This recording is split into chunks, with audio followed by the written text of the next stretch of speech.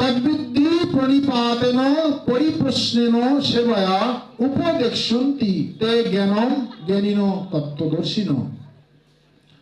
অর্থাৎ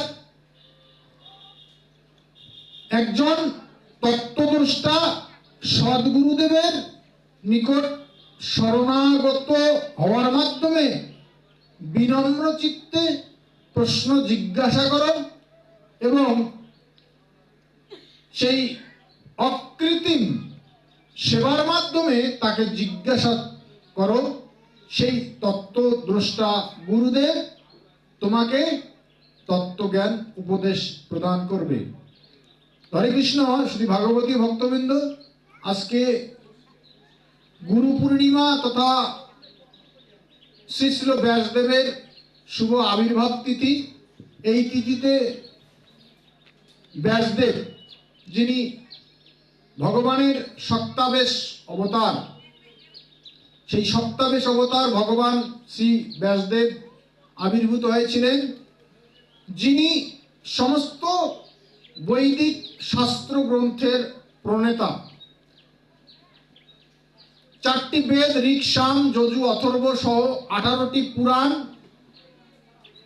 সর্বোচ্চ সর্বশ্রেষ্ঠ যে পুরাণ শ্রীমদ্ ভাগবতম,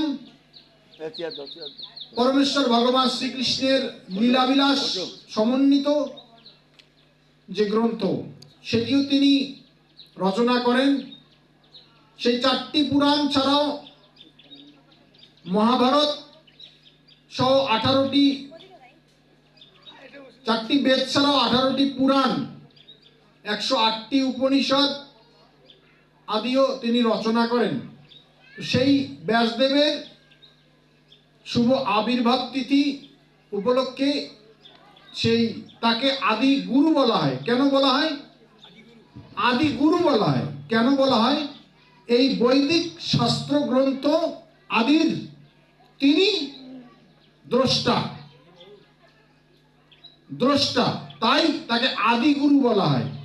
এবং সেই আদি গুরু হিসেবে আজকে গৌরীয় গগনে, গৌরীয় জগতে সর্বত্রই সে আদিগুরুর শ্রী শ্রী ব্যাসদেবের স্মরণে সেই গুরু পূজা বা ব্যাস পূজা অনুষ্ঠিত হচ্ছে।